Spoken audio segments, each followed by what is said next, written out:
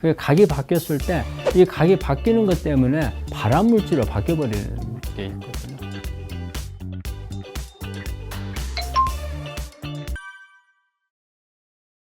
유방암을 유발하는 음식으로는 일단 제일 많은 것은 기름진 음식이에요. 기름진 음식. 그런데 우리가 이제 기름진 음식에서 무조건 다 이렇게 안 좋다, 그건 아니고 어떤 기름진 음식을 먹었느냐에 따라서 다르죠. 우리가 사실은 암을 예방하는데 또 마찬가지로 지방이죠. 특히 어때요? 그 불포화 지방산 중에서도 뭐 오메가3가 대부분 가장 암을 예방하는 기능으로는 좋은 거고, 특히 유방암에서 KI67이라는 성장을 시키는 이런 유전자 단백질이 있거든요. 이거를 좀 억제해 주는 것도 오메가3가 가거든요. 그래서 오메가3가 좋아요. 하지만 이제 그 외의 지방, 그러니까는 포화지방산이라든지 아니면은 트란스지방이라든지 뭐 이런 지방들, 그 다음에 오메가6라든지 이런 지방들은 발암물질로도 작용을 하고, 오메가6 같은 경우는 염증을 유발하거든요. 세포막에서. 그렇기 때문에 암은 오히려 성장시키는데 염증적인 사이토카인들을 많이 만들어내서 오히려 암을 악화시킬 수 있는 그런 요인들이 있기 때문에 이런 지방이 가장 많죠. 되게 비만한 사람들 보면은 인슐린 저항 같은 것이 이제 많이 생겨가지고서 유방암을 더 악화시키거나 아니면 새로 만들 수 있는 그런 부분들이기 때문에 일단은 제일 안 좋은 것은 지방 음식이다, 이렇게 말할 수가 있겠죠. 그리고 또 이제 그 외에는 보면은 알코올, 술. 우리 유방암 환자들이 이제 알코올에 대한 부분은 요즘에는 예전에 비해서 여성분들이 술을 좀 많이 하는 편이에요. 저희 때만 해도 여성분들이 그렇게 술을 많이 안 했어요. 근데 아마 여성분들이 술을 많이 접촉을 하면서부터 유방암이 더 늘었지 않았나 그런 생각도 해요. 그래서 이렇게 논문 같은 거 이런 게 보면 알코올이 유방암에 아주 큰 영향을 준다, 그래 돼 있어요. 그래서 그러면 어느 정도까지냐?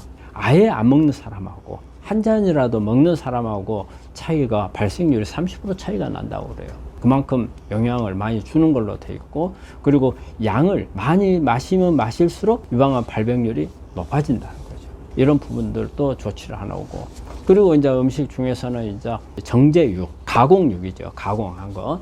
특히 뭐 소세지라든지 햄이라든지 뭐 햄버거, 뭐 이런 일상들 식품들, 가공육, 고탄수화물, 포도당을 많이 만들어낼 수 있는 탄수화물. 그 중에서도 가장 안 좋은 게 이제 설탕이죠.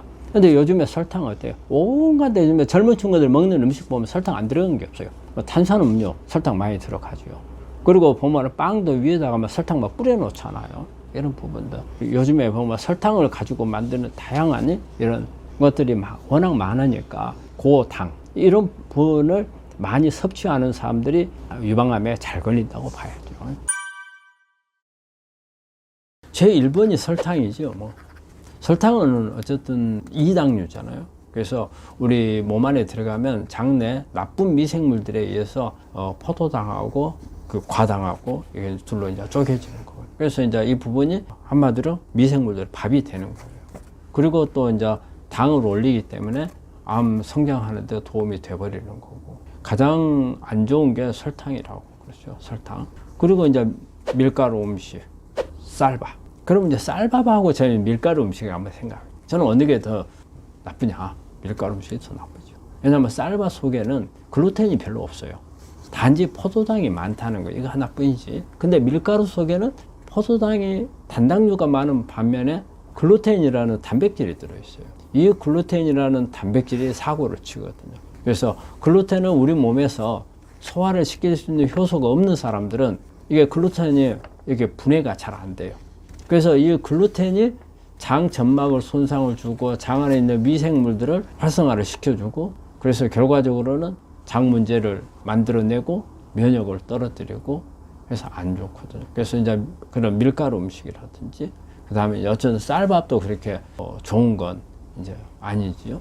그리고 소금이 너무 많은 거. 근데 요즘에 소금을 여러 가지 설들이 많아요. 소금을 뭐 막 최근에는 뭐 소금이 오히려 좋다 해가지고 뭐 병에다가 소금을 가지고 이렇게 다니는 분들이 많던데 저는 그렇게 안 봐요. 그래서 우리가 특히 나트륨 같은 경우에 나트륨은 우리 세포 레벨에서만 보자면은 세포 레벨에서 우리 세포 안에 나트륨이 많으면요 세포는 상태가 안 좋아져요. 그래서 우리 정상적인 세포는 세포 안에 있는 나트륨을 계속 바깥으로 밀어내요. 그리고 칼륨을 계속 안쪽으로 끌어들이거든요. 그래서 그런 생리적인 기능으로 보더라도 그렇고 또 우리가 위암 같은 경우에 위암의 가장 큰 원인이 나트륨에 의한 염증이에요. 그래서 우리가 위가 손상을 받아가지고 염증이 생겼을 때 여기에 나트륨이 계속 자극이 되면 위암으로 발전할 수 있다고 하거든요. 그래서 소금은 우리가 적당히 쓰는 것은 괜찮지만 소금을 많이 쓰는 것은 좋은 게 아니고. 근데 이제 우리가 소금 문제가 나왔을 때 주겸 때문에 이런 문제가 나온 거거든요. 주겸이 좋다. 주겸은 소금이다. 이런 개념이잖아요. 사실 주겸 속에는 이렇게 뭐 좋다는 주겸은 소금이 많은 게 아니에요. 오히려 다른 미네랄들이 많아요. 주겸은 어때요? 대나무 통에다가 소금을 넣어서 이걸 태우는 거잖아요. 태우면은 이 바깥에 있는 대나무가 가지고 있는 타면서 재 속에 만들어져 있는 미네랄들이 녹아 들어가는 거예요.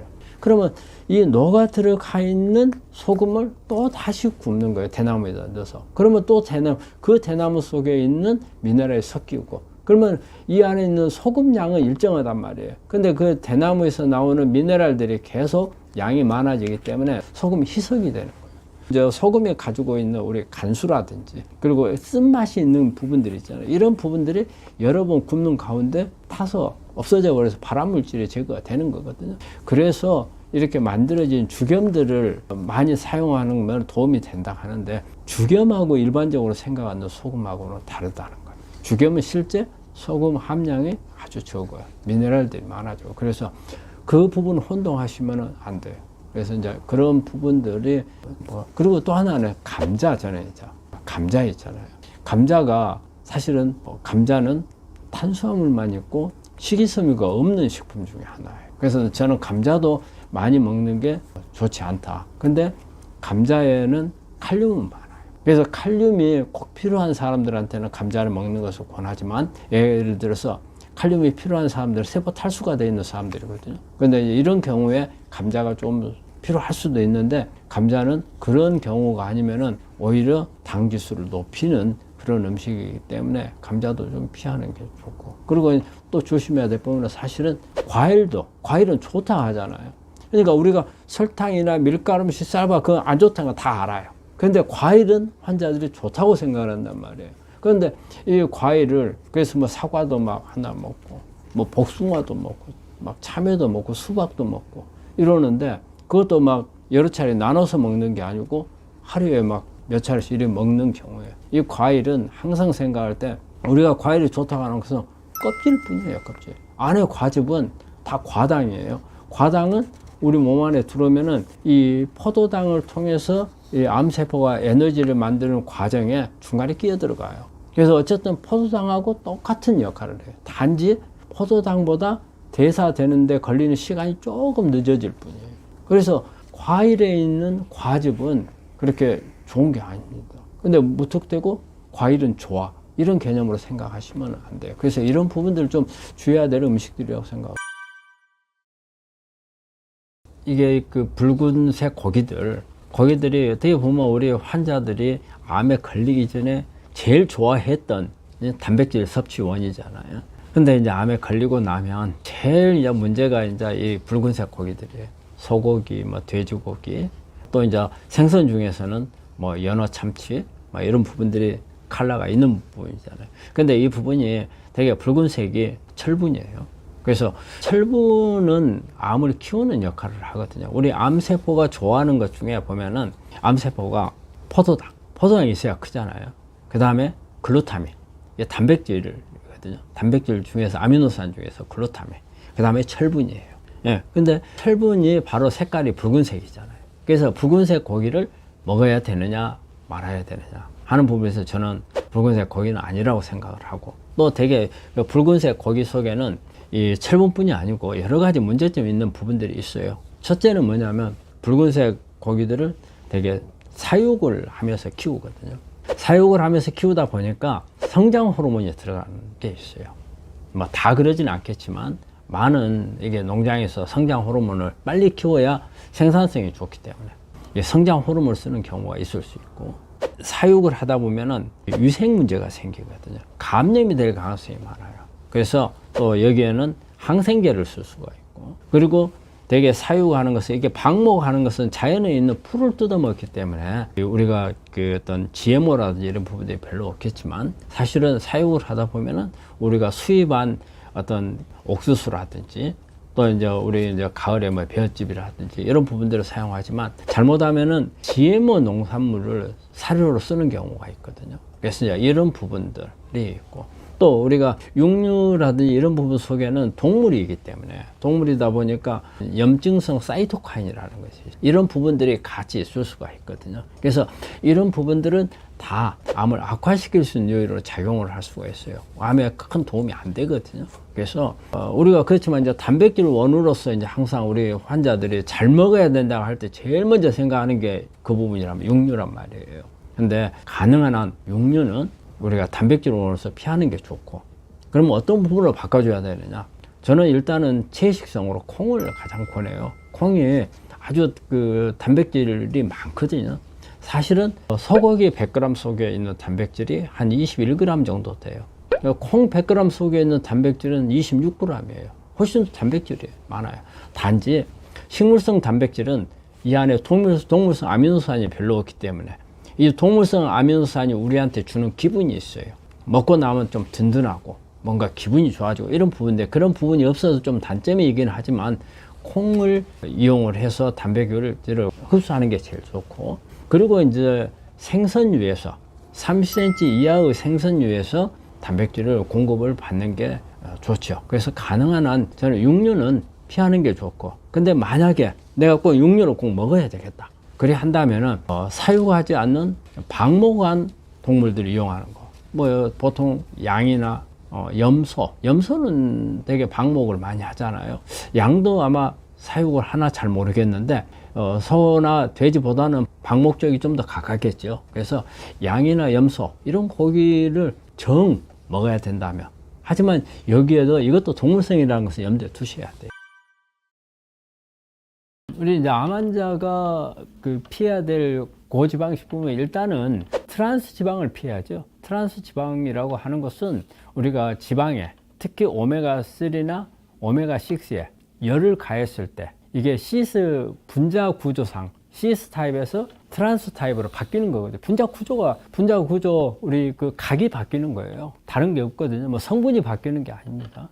각이 바뀌었을 때 이 각이 바뀌는 것 때문에 발암 물질로 바뀌어 버리는 게 있거든요. 그래서 대개 우리가 튀김을 하거나 여기에 쓰는 기름을 썼을 경우에 트랜스 지방으로 바뀌고, 또 하나 우리 버터나 마가린 같이 수소를 첨가해서 트랜스 지방으로 바뀌는 수가 있거든요. 그래서 이런 지방들은 가능한 피하는 게 좋고요. 그리고 이제 포화지방산이죠. 포화지방산을 가능한 피하는 게 좋죠. 그리고 이제 오메가6는 우리가 식물성 많이 있죠. 되게 요즘에 많이 쓰는 식용유들이 대부분 다 오메가6죠. 근데 이 오메가6가 사실 우리 몸 안에서 염증성 지방산으로 작용을 해요. 그래서 세포막에 오메가6가 많았을 경우에는 우리 염증, 사실 우리 암도 어떻게 보면 염증성 질환이거든요. 그리고 만성 대사성 질환으로 포함이 되잖아요. 그러니까 오메가6가 많으면 염증을 일으키는 부분이기 때문에 면역도 떨치고, 그다음에 암을 오히려 조장할 수 있는 이런 부분들이 되기 때문에, 이런 고지방이 많은 부분들은 피하는 게 좋다고 생각을 합니다. 우리가 이제 일반적으로 이제 음료를 먹는 것 중에서 보면은 우리가 이제 탄산 음료가 있고, 어떤 주스 계통으로 있는 게 있고, 또 주스도 생과일 주스가 있는 반면에 우리가 가공된 첨가물이 들어가 있는 이런 주스가 있고, 또 운동선수들이 먹는 이온 음료 이런 부분들인데, 여기서 저는 이제 제일 문제가 되는 부분은 탄산음료가 제일 문제가 될 것 같아요. 탄산음료는 우리가 이제 뭐 콜라라든지 사이다라든지 이런 부분들인데, 이게 탄산이 이제 보통 CO2거든요. 이산화탄소를 이제 첨가한 이런 부분이잖아요. 사실 이산화탄소가 우리 몸에 많이 들어가는 것은 좋은 건 아니에요. 그 자체로도 이산화탄소는 우리 몸에서는 어떻게 보면 에너지 대사가 끝나고 나서 마지막 대사 산물로 나오는 노폐물이 개념이잖아요. 이거 우리가 바깥으로 호흡을 해서 다 빼내는데 우리가 음료에다 타가지고 주는 경우이기 때문에 좋지는 않은데, 그보다 더 큰 문제는 여기에 이제 설탕이 많이 들어간다는 게 문제죠. 그래서 설탕이 보통 한 7스푼 가까이 들어간다고 돼 있거든요. 그런데 7스푼 같으면 그램으로 따지면은 보통 한 스푼에 2.5g 정도로 계산하면은 10몇 그램 정도가 들어가는 거거든요. 근데 이런 그 설탕이 탄산음료 속에 있는 가스, CO2하고 같이 됐을 경우에는 우리 장 안에 가스를 많이 만들 수 있고요.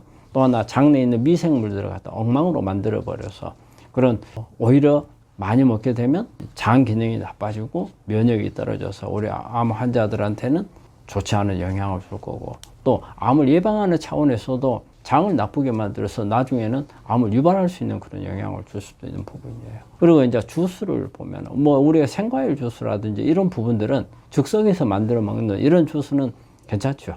좋은데 문제는 상품화돼서 나오는 과일 주스는 되게 생과일로 만든 것보다는 어떤 첨가물, 맛만 내게 하는 이런 첨가물들을 넣어서 하는 경우가 많거든요. 그 다음에 색소하고 이런 경우는 훨씬 더 몸에 이롭지 못하다고 생각할 수가 있거든요. 그래서 음료 중에서는 이런 부분들 탄산음료나 상품화된 주스는 좀 조심해야 되는 것 같고, 그런데 생과일 주스라든지 이런 부분들은, 근데 생과일 주스라는 게 사실은 제품으로 되어 있지 않고 매장에 가서 먹는 경우라든지 집에서 먹는 경우에는 뭐 크게 관계가 없는 것 같고요.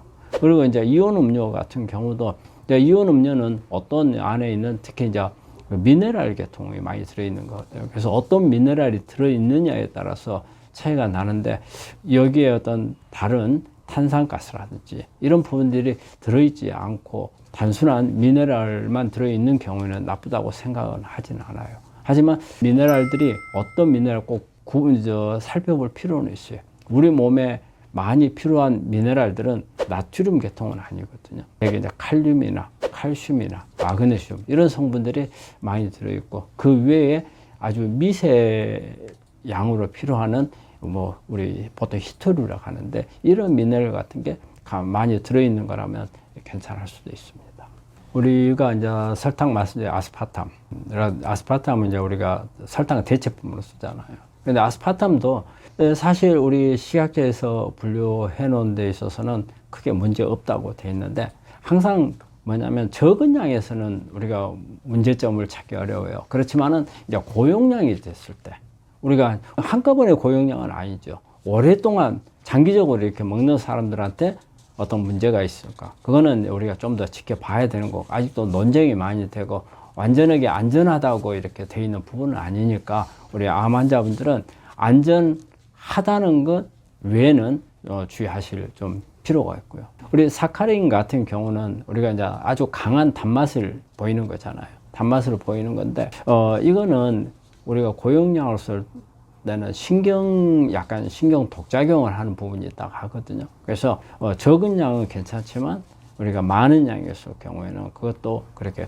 좋은 건 아니고, 우리 MSG 같은 경우는 실제 이제 우리 청량음료, 탄산음료 속에는 잘 들어가지는 않는데, 우리가 이제 어떤 이제 음식 맛을 내는 데 있어서 단맛을 내는 재료로 쓰는 게 MSG잖아요. 이거는 모노소디움 글루타메이트라고 해서 G가 글루타메이트거든요. 글루타메이트는 가장 신경에 흥분성이 있는 그런 물질이에요. 글루타메이트가. 그래서 우리가 약간 했을 때는 맛을 내는 그런 효과를 내지만, 많았을 때는 우리가 약간의 흥분성을 가지고 있기 때문에 이런 점들이 조금 주의를 해야 될 그런 부분들이거든요. 당분이 직접적으로 암세포로 성장하는 것은 맞아요. 우리가 암세포는 포도당을 먹고 살기 때문에. 그리고 암이 좋아하는 이 단백질이 하나 있어요. 아미노산, 글루타민이에요. 글루타민은 주로 어디 있어요? 그 운동하는 분들, 근육 기르기 위해서 쓸 때 먹는 게 글루타민. 근데 글루타민은 암세포도 아주 좋아해요. 그래서 우리가 암세포는 포도당이 필요하고, 그 다음에 글루타민이 필요하고, 철분이 필요해요.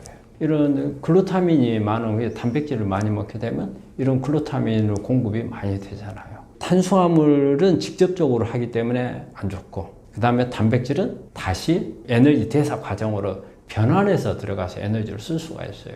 그런데 가장 쓰지를 못하는 부분이 지방이죠. 지방 같은 경우는 에너지 대사로 암세포가 많이 이용을 못해요. 그래서 이제 나온 방법이 저탄고지가 이제 나오는 거죠. 당 종류만 그래서 억제한다고 해서 되는 건 아니고 단백질도 영향을 줄 수 있다는 거예요. 암 환자들이 먹지 말아야 될 음식 중에서 우리가 일반적으로 알고 있는 것은 저는 그래. 암이 빨리 크도록 만들어주는 음식은 안 된다. 그러면 그거는 뭐예요? 되게 우리 암세포는 포도당을 가지고 에너지를 만들기 때문에 포도당이 많이 들어가는 음식, 탄수화물이죠. 그런 부분들은 가능한 피해야 되고 칼로리만 많은 음식들. 일반적으로 탄수화물만 생각을 하는데 단백질도 마찬가지로 탄수화물로 바꿔서 에너지 만드는 데로 가요. 근데 되게 지방은 많이 안 가죠. 근데 지방은 일반적인 지방을 많이 먹었을 경우에는 그 지방이 가지고 있는 좋지 않은 점들이 문제가 되니까 좋은 지방 이런 부분들을 하는 게 좋고, 그 다음에 나쁜 것은 이제 특히 트랜스 지방 같은 경우, 트랜스 지방이라고 하는 것은요, 우리 특히 이제 불포화지방산 오메가3나 오메가6, 우리가 포화지방산이 아니고 불포화지방산에 어떤 열이 가해졌거나 수소가 들어갔을 경우에 이게 오히려 트랜스 지방으로 바뀌는데, 트랜스 지방은 발암물질이에요. 그리고 이제 구운 음식이라든지 생선 같은 경우도 오히려 이제 우리가 일반적으로 말하는 육식보다는 생선 같은 게 좋은데, 오래 산 생선, 수명이 긴 생선, 뭐 연어, 참치, 뭐 문어라든지 그런 부분들을 피해야 될 음식이고, 그래서 우리가 음식은 저는 그래요. 다른 것보다도 제일 안 좋은 건 저는 과식이라고 생각해요. 그게 우리 일상생활에서 생활 패턴이 돼버린 경우가 많거든요. 그리고 그걸 못 먹으면 배가 고프고, 그래서 배는 고프지 않아야 되는데, 근데 소식을 하면은 되게 한 3분의 2 정도, 평소에 먹어도 3분의 2 정도 먹으면 되거든요. 한 달 정도만 지나면 적응 잘 하거든요. 먹는 양을 줄여가는 게 중요하다. 그래서 어떤 음식을 먹으면 안 되느냐도 있지만, 어떻게 암에 영양분을 공급을 줄여줄 수 있는가, 이것도 중요한 것 같아요. 알코올이 간암을 잘 일으킨다. 이게 일반적으로 다 알고 있잖아요. 다 알고 있는데 사실 알코올이 간암을 그렇게 많이 일으키지 않아요. 우리 간암은 B형 간염이나 C형 간염, 간염이 주로 많이 일으키는 거지 잘 그렇게 일으키진 않아요. 그런데 간암을 일으키는, 알코올로 인해서 일으키는 거는 오랫동안 먹었을 경우예요. 우리 몸에서 알코올이 이제 이렇게 간암을 일으키는 그 기전을 보면은, 그 알코올이 우리 몸에 들어오잖아요. 그러면 이게 그 아세트알데히드라는 성분으로 바뀌어요. 그래서 이 성분이 바로 암을 일으키는 발암물질이에요. 그러면 이제 우리 술을 마셨을 때, 그러면 어떻게 마시면 이게 이제 암을 잘 촉진하는 영향을 줄 건가? 이 아세트알데히드가 만들어지니까 이거는 이게 양이 많으면 안 되겠죠. 이게 포금을 하는 사람들. 안 마실 때는 안 마시는데 한 번 마시면 막 고주망태가 될 때까지 마셔버리는 이런 사람들 있잖아요. 이런 사람들이 위험해요. 그 다음에 자주 마시는 사람들도 좋지는 않죠. 그리고 또 하나는 우리가 깡술을 마시는 사람들. 술을 마시는데 술이 밥이고 술이 반찬인 사람들이 있잖아요. 술 마시면 우리는 보통 안주라는 것을 먹잖아요. 근데 그런 게 없이 먹는 사람들. 그럼 이 사람은 왜 특히 더 위험하냐? 우리가 안주라든지 이런 부분에서 우리가 알코올은 간에서 대사가 되잖아요. 간에서 대사가 되기 때문에 이 비타민 K가 간을 좋게 해주는 그런 성분이거든요. 근데 이 성분이 들어와야 돼. 그래서 간을 보호를 좀 할 수가 있어요. 그런데 이 성분이 대장에서 만들어져요. 그럼 우리가 음식을 먹어야 비타민 K를 만들 건데, 술독에 빠져 있는 사람들, 밥도 안 먹고 그냥 술만 마시는 분들이거든요. 이런 분들은 비타민 K가 만들어지지 못해요. 그래서 비타민 K가 많이 만들어지지 못하다 보면 암을 촉진을 해요. 그래서 우리가 이제 피부과2라는 종양 표시자를 체크를 하게 되면은 그게 이제 나와요. 근데 그 수치가 확 올라가거든요. 그래서 이렇게 깡술을 아무것도 안 마시는 사람들, 이런 부분이고, 그리고 아까 폭주하거나 자주 마시는 사람들은 아세트알데히드가 많이 만들어지기 때문에. 그런데 종종 이걸 물어보는 우리 환자들이 있어요. 술을 잘 마시는 사람하고 술을 못 마시는 사람하고 누가 더 암에 잘 걸리느냐, 그거 물어보는데, 술을 잘 마시는 사람이 더 잘 걸린다고 봐야 돼요. 왜냐하면 우리가 술을 잘 마시는 사람들이 해독이 잘 된다고 돼 있잖아요. 근데 해독이라는 게 알코올에서 아세트알데히드로 바꿔주는 게 해독이에요. 우리 몸에서, 간에서 1차적으로 하는 것은. 그래서 이 아세트알데히드가 빨리 배출이 돼야 되거든요. 근데 많이 먹게 되면 우리 혈중 농도가 높아지잖아요. 그래서 이 아세트알데히드가 많아지는 것은 술을 잘 먹는 사람들이 많아져요. 술을 못 먹는 사람들은 조금 마시면 취해가지고 많이 안 마시니까 아세트알데히드가 많이 안 만들어져요. 그래서 절대 술을 잘 마시는 사람들, 나는 내가 평소에 술을 갖다가 잘 취하지도 않아. 그렇기 때문에 내가 알코올로 인한 해가 더 적어. 이렇게 생각하시면 안 돼요. 암하고 관련돼서는 술을 잘 마시는 사람이 못 마시는 사람들에 비해서 더 잘 걸릴 수 있다는 겁니다. 우리가 그 와인 같은 경우는 와인 속에 그 다른 성분들이 있잖아요. 그래서 그 안토시아닌 성분, 이제 이런 부분, 안토시아닌 붉은 보라색 이게 있기 때문에 그런 면에서 이제 우리가 그 안토시아닌이 여러 가지 암을 억제해주는 효과, 이제 이런 부분들이 있기 때문에 좋다고는 할 수는 있지만 근본적인 알코올은 발암물질이죠. 김치가 우리가 이제 항암 음식으로 들어가잖아요. 근데 이제 어떤 분들이 항상 이런 말을 해요. 김치는 발암물질이다. 김치가 어떤 때는 항암, 어떤 때 발암 이렇게 나오잖아요. 근데 특히 서양 사람들이 보면은 김치 발암물질이다 하고. 근데 사실은 김치가 발암물질로 등록이 돼 있어요. 그러면 왜 그러느냐? 이제 바로 이제 묵은지 때문에 그러는 거예요. 우리가 김치를 막 담그고 어느 정도 숙성할 때까지는 이게 사실은 항암 음식이에요. 그런데 이제 묵은지가 됐을 때는 이게 이제 곰팡이가 피우는 수가 있어요. 곰팡이 속에 아플라톡신이 가지고 있잖아요. 그래서 이 아플라톡신이 발암물질 역할을 하는 거죠. 근데 이 아플라톡신은 삶아도 없어지질 않아요. 그렇기 때문에 이게 독소로 되어 있기 때문에 균이 아니고 곰팡이에서 뿜어내는 독소거든요. 그래서 없어지지 않기 때문에 우리가 섭취를 안 하는 게 중요하고요. 그 다음에 묵은지는 우리가 이렇게 김치를 먹을 때 발효 음식이잖아요. 그래서 여러 가지 좋은 미생물들이 들어있다고 생각을 하거든요. 그것을 이용을 하니까 또 실제적으로 우리 장을 좋게 해주는 그런 효과도 있죠. 그런데 묵은지가 숙성 기간이 너무 길어지면 안에 있는 좋은 균들이 사라져 버린다고 그래요. 없대요.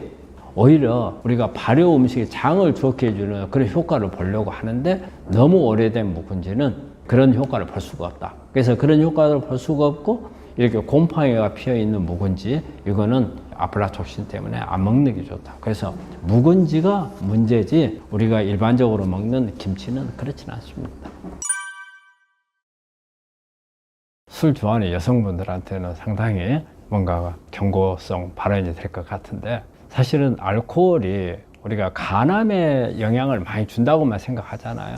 그런데 이 유방암에 영향을 많이 준다고 그래요. 그거는 이 알코올 자체가 에스트로겐을 갖다 증가시키는 그런 효과가 있어요. 그래서 에스트로겐이 높아지면 호르몬 양성한 발생률이 높아지는 거거든요.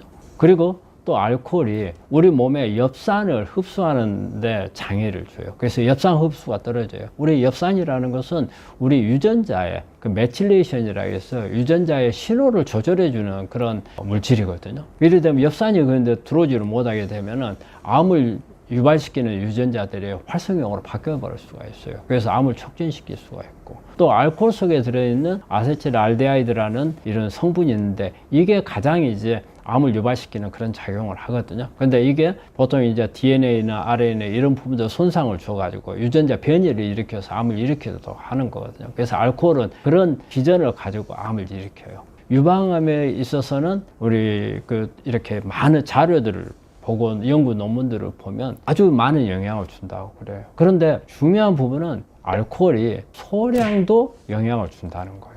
우리가 많이 먹었을 때 암에 걸린다면 뭐 조금씩 먹는 것은 괜찮다 이렇게 표현할 수도 있는데, 알코올이 아주 소량도 암에 영향을 줄 수 있다. 그럼 어느 정도냐면 일주일에 한 석 잔 정도 마시는 것도 한 15% 정도의 암을 발생률을 높일 수 있다고 그래요. 그래서 유방암을 특히 우리 보면 가족력이 있는 사람들이나 아니면은 치밀 유방, 특히 치밀 유방암이 잘 발생할 수 있거든요. 이런 걸 가지고 있는 여성들은 가능하면 술을 암을 예방하는 차원에서 술을 금하는 게 답이 아닌가. 그래서 우리 여성분들은 우리가 알코올은 유방암을 이렇게 일으킬 수 있는 요인이 된다는 것을 염두에 두시고 그 관리를 하시면 이것도 하나의 암 예방이라고 생각합니다. 근데 이제 와인 같은 경우에 보면은 뭐 한 잔 정도는 뭐 괜찮다, 혈액순환도 시켜주고 또 와인 속에는 파이토케미칼들이 있어요. 특히 그 레드 와인 여기에는 저 붉은색이 안토시아닌이거든요. 그런 부분들이 있어서 도움을 줄 수 있다고 하는데 제가 이제 유방암에 대해서 이렇게 찾아보니까 유방암에는 어쨌든 모든 알코올은 다 안 좋다 이렇게 돼 있더라고요. 그래서 그런 부분들도 참고를 좀 하는 게 좋을 겁니다. 그리고 우리가 의외로 생각되는 이런 게 있어요. 사실 우리 뜨거운 물 있잖아요. 뜨거운 물이 발암물질로 구분이 되어 있다는 거 아마 아시는 분들 잘 없을 거예요. 근데 뜨거운 물질이 발암물질로 되어 있어요. 그거는 대개 우리 구강암이나 그 다음에 인후암, 식도암 이게 잘 온다고 되어 있거든요. 그런데 특히 우리가 저쪽에 보면은 아이슬란드나 특히 이제 중국 같은 경우에 보면 중국은 뜨거운 차를 좋아하잖아요. 그 문화가 그렇게 되어 있어요. 그러다 보니까 식도암, 인후암이 많은 걸로 되어 있거든요. 그래서 그런 부분들이 있고. 그 다음에 우리가 이제 알코올은 우리가 이제 간암을 잘 일으킨다고 생각을 하잖아요. 그런데 의외로 다른 암들을 많이 일으킨다는 거예요. 그래서 보면은 우리 유방암, 알코올이 간에 영향을 주는 것보다 유방에 영향을 더 많이 준다고 그래요. 그래서 유방암에 그 영향을 주는 게 일주일에 한 잔밖에 안 마셔도 15% 정도를 암 발생률을 높인다고 그래요. 그래서 유방암 같은 것도 영향을 주고, 그리고 식도암, 위암에도 영향을 주고, 그리고 신장 방광암에도 영향을 준다고 그래요. 그래서 알코올이 의외로 그런 부분들을 일으키는 물질이고, 주방에서 이제 나오는 이제 연기 있잖아요. 미세먼지 이런 부분들이 요즘에는 특히 어때 폐암 중에서도 비흡연자들 폐암은 그 원인이라 하거든. 그러니까 우리가 집안에 보면은 막 연기가 나도 뭐 그냥 조리하고 그런데, 그래서 특히 요즘에 그 학교 급식에서도 그런 부분들이 상당히 말이 많이 나오고 있잖아요. 그래서 배기를 시키는 것을 잘 하셔야 되는데 이런 부분들이 우리 주변에서 이렇게 생각하지 못하게 암 발생하는 원인들이 아닐까 생각을 해요. 탄 음식은 발암 물질이 만들어진다고 봐야죠. 특히 이제 육류 같은 거, 이게 부분이 육류, 그러니까 단백질, 지방 이런 부분들이 많이 만들어지는데 대표적으로 탄 음식 속에 많이 만들어지는 게 HAC라고 해서 이게 만들어지게 되면 되게 이제 이게 육류나 생선류 여기에 이제 가열이 됐을 때 이제 만들어지는 물질인데 이게 되게 이제 뭐 간암이나 그다음에 전립선암 그리고 대장암, 유방암에 영향을 준다고 그래요. PAH라 해서 폴리사이클릭 아로마틱 하이드로카본. 이게 만들어진 이 물질을 보통 이제 대표적인 이제 벤조피린이라는 게 많이 만들어지는데 우리가 그 고기 같은 거 구울 때 연기 속에서 이제 이렇게 그 만들어지는 벤조피린. 그리고 우리가 담배에서 폐암을 일으키는 대표적인 물질이 벤조피린이거든요. 그리고 우리가 주방에서 이렇게 그 튀김이라든지 생선을 굽게 되면 연기 나잖아요. 미세먼지 속에도 만들어지는 게 벤조피린. 자, 이런 부분들이 발암물질이 있고, 그 다음에 우리가 잘 알고 있는 다이옥신 이런 것도 있고, 그래서 탄 음식은 일단 암을 일으킬 수 있는 발암물질을 많이 가지고 있다. 그러니까 탄 음식은 가능한 한 섭취하지 않는 게 좋다. 특히 직화구이 할 때 많이 만들어지잖아요. 그래서 그럴 때는 조심을 해야 되는 거죠. 어쩌다 한번 먹으면 괜찮겠죠. 그런데 고기를 좋아하는 사람들, 근데 우리 한국 사람들 특히 또 직화구이를 좋아하거든요. 그리고 그럴 때는 그 타버린 부분을 좀 잘라내고 먹어야 되고, 그리고 가능한 한 저는 직화구이를 할 때 직화하는 자리에서 먹는 것은 썩 그렇게 좋은 게 아니라고 생각을 해요. 직화해서 옮겨주는 것을 이제 직화하는 자리에 있지 말고 내가 암에 안 걸리려면 옆자리에 앉아 있는 게 좋아요. 그래서 남이 구워다 주는 것을 먹는 게 가장 좋죠. 왜냐하면 그 연기도 안 좋거든요. 피해야 될 식품들은 되게 이제 기름기 있는 것들을 좀 많이 피해야 되는 것 같아요. 그래서 이제 이런 부분들 제일 안 좋은 부분이 사실은 튀김 종류예요. 그리고 왜 안 좋냐면요. 트랜스 지방이 많아져요. 우리가 오메가6 계통의 식용유가 열을 받게 되면은 시스라는 분자 구조에서 트랜스라는 방향으로 바뀌어서 이게 발암물질 역할을 하거든요. 그래서 이제 그런 부분들을 피하는 게 아주 중요하죠. 그리고 이제 우리 탄수화물, 특히 이제 포도당이 많이 들어있는 이런 식품들, 그 중에서 보면은 제일 안 좋은 게 사실은 설탕이에요. 설탕은 우리 몸에 있는 효소들에 의해서 분해가 안 돼요. 그런 이제 미생물들에 의해서 분해가 되거든요. 그래서 미생물들의 밥이 돼요. 근데 미생물 중에서도 어떤 유익균보다는 유해균의 밥이 되는 경우가 많아요. 그래서 설탕을 많이 먹게 되면 장이 유해균으로 꽉 차게 돼요. 그래서 장이 엉망이 돼요. 그렇기 때문에 결과적으로 장벽에 손상을 주고 장 안에 있는 나쁜 미생물들의 균이 몸 안에 들어가거나 아니면 독소가 우리 몸에 들어가지고 여러 가지 사고를 많이 치죠. 면역도 떨치고 또 이런 장이 나빠짐으로써 우리가 암들이 만들어질 수도 있어요. 영양을 이렇게 줄 수 있는 부분이 설탕이고, 그리고 뭐 어쨌든 빵이라든지 우리 쌀이라든지 뭐 떡이라든지 탄수화물, 고탄수화물 함량을 가지고 있는 음식들은 사실은 우리 몸 안에 있는 암이 있다고 한다면 그들의 밥을 주는 경우가 많잖아요. 그래서 그런 부분들이고, 그리고 또 안 좋은 거는 저는 이제 양식이나 사육한 방법에 의해서 만들어진 음식들을 말하죠. 되게 양식하거나 사용하는 경우는 집단으로 있기 때문에 일단 항생제를 쓸 수밖에 없어요. 항생제를 많이 쓰게 되면 우리 몸 안에 있는 장내 미생물들 분포가 나빠지고, 그리고 우리 암은 장하고 관련이 많거든요. 그래서 장을 교란하는 이런 음식들은 오히려 암에 많이 해롭거든요. 그러니까 그런 음식들이 되게 이제 항생제를 많이 쓰는 음식. 그리고 또 지금 보면 사육하거나 하면은 우리가 이제 그 성장 호르몬제를 많이 쓰죠. 빨리 키워야 생산성이 있기 때문에. 그래 되면 이게 쓰는 우리 성장 호르몬은 우리 몸에 들어오게 되면 바로 암을 키우는 역할을 하기 때문에 그런 부분들이 있고, 그리고 또 철분제가 많이 있는 경우가 있거든요. 그래서 또 한편으로는 이런 것을 통해서 들어오는 어떤 환경 호르몬 영향, 이런 부분들도 같이 있을 수가 있기 때문에 양식, 사육하는 이런 부분들도 좋지 않을 거고, 그리고 이제 채식 중에서는 대개는 이제 우리가 유기농을 많이 찾잖아요. 그런데 그 중에서도 제일 안 좋은 것은 어떤 GMO 계통이죠.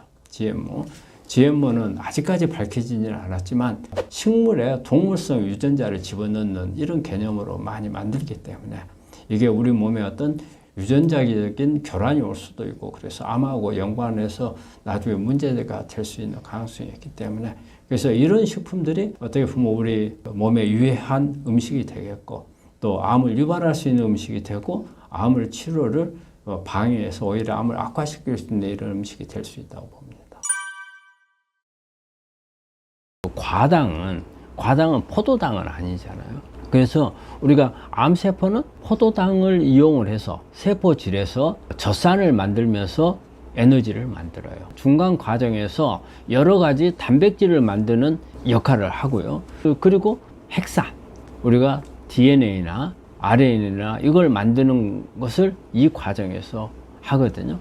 그래서 우리 암세포가 우리가 단백질이나 이런 것을 에너지 안 쓰더라도, 단백질을 씁니다. 대개 암세포는 지방을 잘 못 쓰거든요. 안 쓰더라도 이 포도당만 가지고도 우리 몸에 에너지도 만들어내고, 그리고 우리 몸에서 암세포에서 필요한 단백질까지 다 만들어내요. 그런데 과당도 마찬가지로 이게 그 과정으로 들어가요. 그래서 이게 젖산을 만드는 과정에 과당도 끼어 들어가거든요. 그렇기 때문에 우리가 과당은 포도당이 아니니까 괜찮다, 그건 아니거든요. 과당도 우리가 얼마든지 암세포는 에너지원으로 이용할 수가 있고, 성장을 하는데 필요한 단백질이라든지 이런 부분들을 만들어낼 수 있다는 거예요. 그렇기 때문에 과당도 조심해야 됩니다.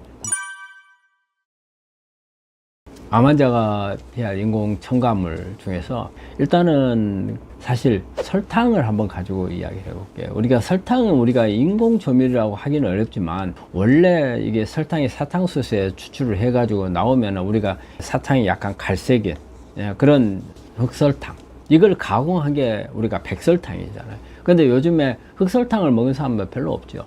근데 백설탕이잖아요. 이 백설탕은 그 흑설탕 속에 들어있는 여러 가지 설탕 외의 성분들을 다 배제시킨 거잖아요. 그렇기 때문에 오히려 이 백설탕이 건강에는 별로 그렇게 좋지 않은 거거든요. 특히 이제 백설탕을 많이 먹게 되면 이제 장을 엉망으로 만드는 그런 효과가 있죠. 우리 장 안에 있는 미생물들을 나쁜 균으로 많이 바꿔버리려고, 그래서 좋은 유익한 이런 미생물들이 살지 못하는 환경을 만들어서 장이 엉망이 되고, 장이 엉망이 되면 장 점막 손상이 옵니다. 그리고 나서 이제 면역이 떨어져 버리는 이제 이런 부분들을 유도할 수 있기 때문에 저는 이제 설탕을 가장 우선으로 말할 수가 있고요. 그리고 이제 뭐 아스파탐이라든지 아니면은 MSG라든지 이런 부분들이 상당히 우리 문제가 되고, 그런데 우리가 요즘에 그 논란이 많아요. 이게 정말 유해하느냐. 그런데 우리가 식약처에서 이런 부분들을 유해하지 않다고 해서 허가를 한 거잖아요. 그래서 우리가 적은 용량으로 사용할 때는 크게 그렇게 유해하지 않은 걸로 돼 있어요. 근데 이제 문제는 어떨 때냐면 많은 것을 사용을 했을 때, 많은 양을 투여했을 때 어떤 문제가 발생을 할지, 이제 여기서 이제 문제들이 이제 나오는 거거든요. 그래서 아주 조그만 양 하는 경우를 말하는 게 아니고 많은 양, 특히 이렇게 외식을 좋아하는 사람들, 그러면 계속 외식을 하다 보면은요, 우리가 사람들이 입맛에 맞고 맛이 있어야 손님들이 오잖아요. 그러니까 어쩔 수 없이 이렇게 요식업을 하는 분들은 조미료를 쓸 수밖에 없어요. 근데 우리가 그걸 감안을 해야 되거든요. 근데 내가 내 몸을 제대로 관리를 하기 위해서는 이런 부분들을 많이 섭취하는 것을 줄여야 된다는 거죠. 어쩌다 한번 먹는 것은 뭐 상관이 없겠죠. 그게 문제가 된다는 건 아니거든요. 그래서 과량이다면 잦은 외식을 하는 분들한테 문제가 된다고 볼 수가 있어요. 캔으로 돼 있는 이런 부분들이 많이 있잖아요. 그래서 뭐 요즘에 뭐 참치캔, 뭐 꽁치, 뭐 고등어, 통조림, 진짜 이것도 이제 상당히 문제인 게, 이거는 고기 종류에 이런 문제를 떠나서 캔 안에 보관하는데 이게 그 니트로소아민이 만들어지는 그런 게 있거든요. 근데 이 니트로소아민이 우리가 몸에 들어왔을 때는 이게 이제 발암물질이 돼요. 암을 일으킬 수 있는 이런 부분들이 되서 이게 상당히 조심해야 되는 부분이거든요. 근데 방법이 있어요. 이때는 일단은 캔을 따고요. 그럼 우리 퍽 소리 나잖아요. 따면은 그때 연기가 올라오거든요. 그래서 니트로소아민이 이게 따놓고 한 5분 정도 지나면 많이 없어진대요. 그래서 바로 사용하지 말고, 특히 우리 요즘에 보면 제가 음악에도 방송에 보니까 캔 따자마자 라면 속에 집어넣더라고요. 이런 것을 하시면 안 된다는 거예요. 일단 따놓고 한 5분 정도 그냥 방치해뒀다가 날아갈 거 다 날아가고 난 후에 이걸 넣었을 때는 그런 위험이 상당히 줄어드는 걸로 되어 있어요. 이런 부분들을 조심하는 게 아마 좋지 않을까 생각합니다. 우리가 잘못된 음식 습관이 있잖아요. 저는 이제 이렇게 봐요. 일단은 과식, 간식, 속식, 편식, 짜게 먹는 짠식, 그 다음에 구운 거 좋아하는 군식, 그 다음에 육식, 저는 이렇게 7가지를 봐요. 그러면 일단은 먼저 과식은 어때요? 많은 것을 먹게 되면 우리 몸 안에서는 가장 큰 역할을 하는 게 인슐린 저항이라는 게 생겨요. 인슐린 저항이 생기면, 인슐린이라고 하는 것은 암을 키우는 역할을 할 수 있는 호르몬이에요. 우리가 인슐린은 당을 조절한다고만 생각을 하는데, 또한 인슐린은 암이 발생했을 때 키우는 역할을. 그리고 과식을 하게 되면 이제 그런 부분이 있을 수가 있고요. 과식을 할 경우에는 우리가 남잖아요. 많은 부분이 남았을 경우에 이게 우리가 몸 안에서 어떤 성장하는 암세포가 있다면 훨씬 더 빨리 클 수 있는 그런 영향이에요. 그 다음에 이제 간식이 이제 안 좋죠. 간식은 우리가 되게 간식을 좋아하는 사람들을 보면 저녁 간식을 좋아해요. 그럼 저녁은 먹고 어때요? 이제 자는 일밖에 안 남았어요. 쓸 일이 없잖아요. 그런데 넣어주게 되면 우리 몸에서는 이것을 다시 소화를 시켜요. 나는 자야 되는데 내 몸은 일을 해야 하잖아요. 그리고 또 남는 것을 처리가 안 되고 암이 성장할 수 있는 그런 부분들을 또 만들어줄 수 있는 거. 또 하나는 속식, 너무 빨리 먹는 거. 너무 빨리 먹는 경우는 우리가 음식을 먹게 되면 순서가 있어요. 일단 입안에서 씹지 않아요. 위에다가 신호를 해서 위에서 소화액을 준비를 해야 되고, 그 다음에 장에서 마지막 최종 단계 소화를 해야 되는데, 우리 씹는 거 몇 번 안 씹고 그대로 넘겨버려요. 그러면 위에서는 아직 준비가 안 된 상태에서 음식이 넘어오거든요. 그래 되면 이 음식 소화하는 데 문제가 되고, 그래서 결과적으로는 속식은 장을 엉망으로 만들어요. 우리가 음식을 먹을 때 우리 암 환자들한테 뭐라고 코치를 하냐면 30분 정도를 먹으라고 그래요. 시간을, 텀을. 그 다음에 음식을 씹을 때도 최소한 한 30분 이상을 씹어서 넘기라고 하거든요. 그런 부분들을 안 하고 그냥 속식 해버리는 경우. 그 다음에 이제 편식. 편식은 되게 우리 편식하면은 채식을 편식하는 사람들이 잘 없죠. 육식을 편식한단 말이에요. 고기 종류만 먹게 되면 칼로리만 몽땅 올라가고 그 고기 속에 들어있는 뭐 다양한 항생제라든지 성장 호르몬이라든지 철분이라든지 포화지방산 이런 부분들이 암을 악화시키는 그런 요인들을 하게 되는 거고, 그리고 이제 구운 음식 같은 거 많이 먹으면 안 좋은 것 같고, 짠식, 소금기가 많아. 요즘에 어떤 유튜브에 보니까는 뭐 소금을 또 많이 먹으라는 이야기를 하는 분들도 있는데, 사실은 소금은 우리 몸 안에서 염증을 일으키는 그런 부분을 많이 유발을 하거든요. 그래서 우리가 특히 위암이라든지 췌장암 이런 경우는 염증하고 관련이 많아요. 그래서 이 위에 염증을 일으키는 것은 대개 염분이 일으키거든요. 이런 7가지를 음식 습관이 이렇게 암을 유발할 수 있는 거기 때문에 이런 부분들을 고쳐야 될 것 같아요.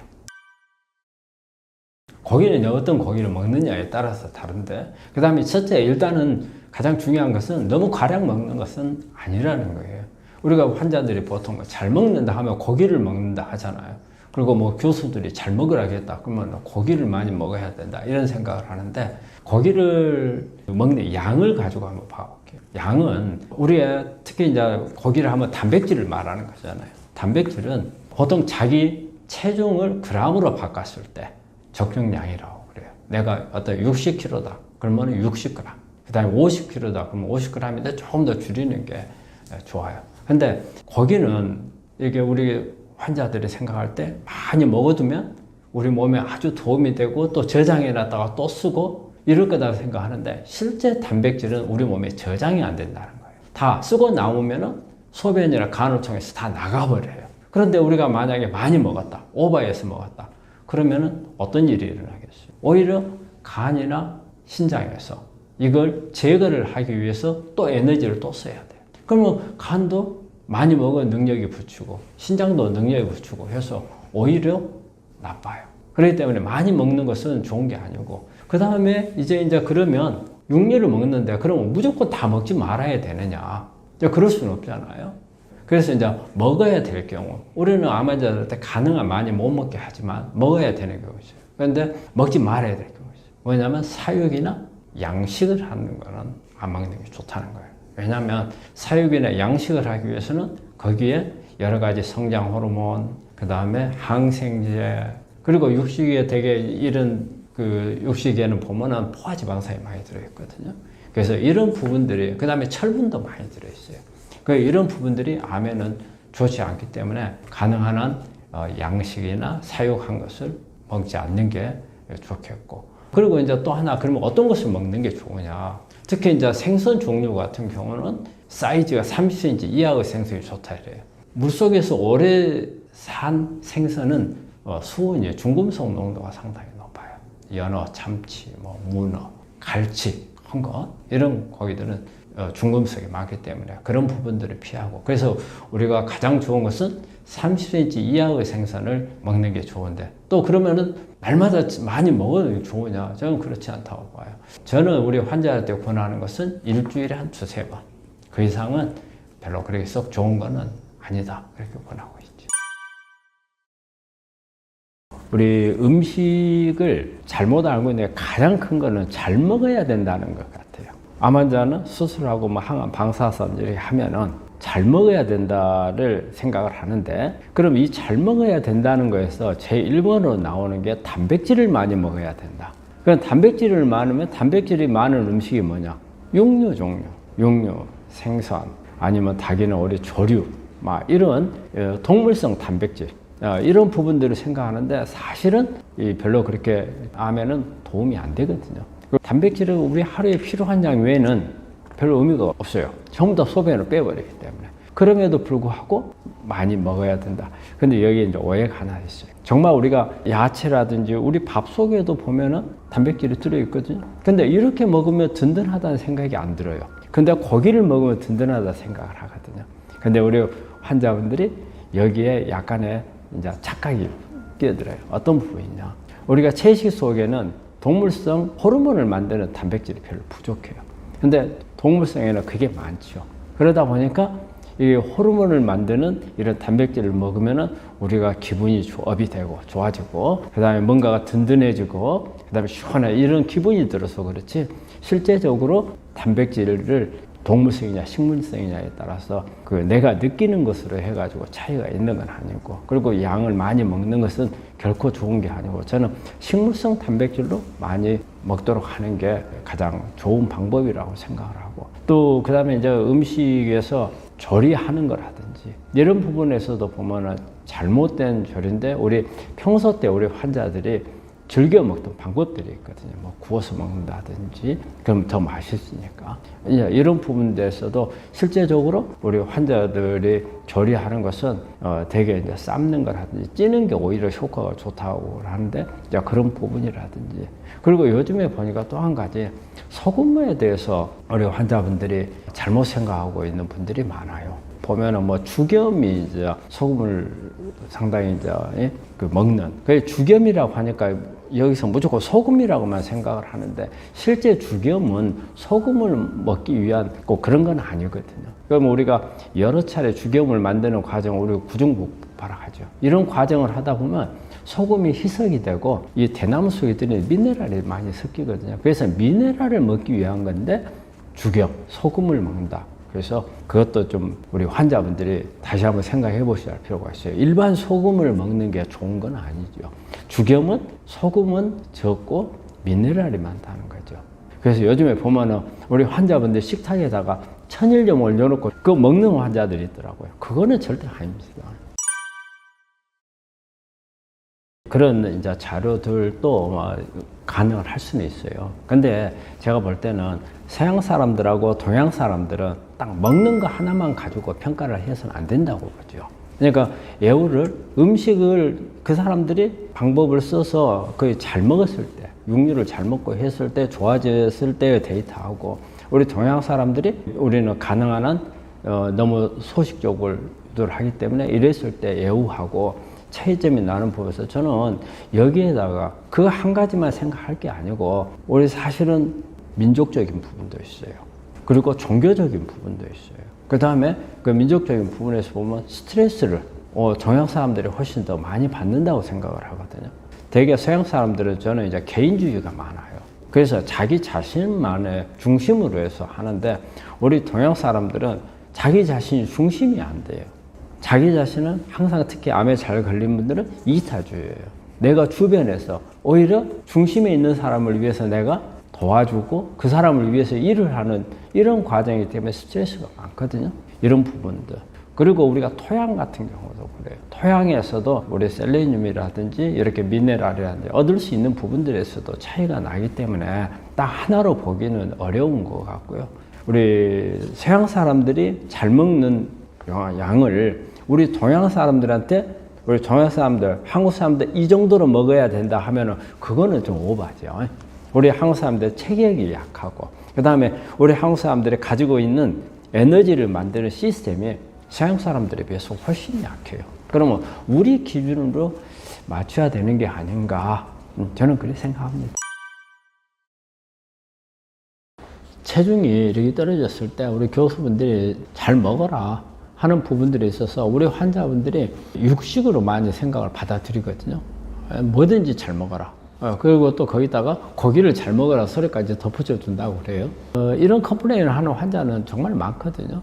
많은데 이게 암이라고 하는 것은 내가 체중이 빠지고 먹지를 못하는 단순한 문제가 아니거든요. 암이라고 하는 복병이 항상 상주해 있기 때문에 이 복병을 어떻게 다루면서 잘 먹어야 될지 이걸 생각을 해야 되거든요. 그래서 무턱대고 잘 먹는 경우에는 잘못하면 이 복병들한테 맛있는 거 주는 꼴밖에 안 되거든. 그래서 가능한 한 복병들은 못 먹고 나만 잘 먹는 이런 개념이 돼야 되거든요.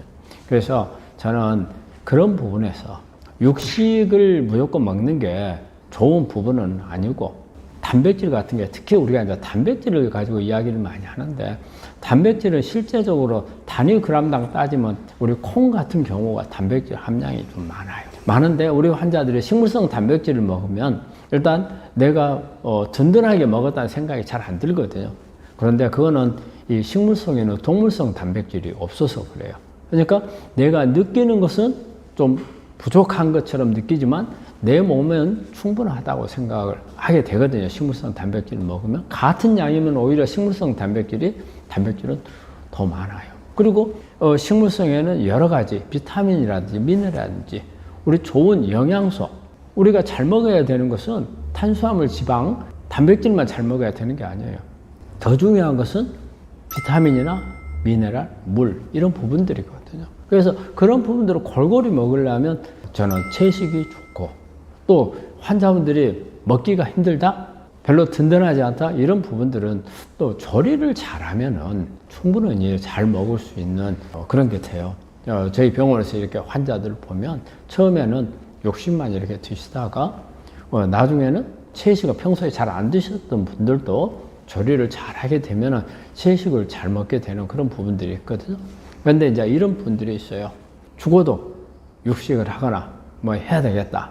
이런 경우에는 저는 대안으로 항상 생선을 이야기를 합니다. 생선도 이렇게 수명이 길지 않는 생선, 사이즈는 30cm 이하.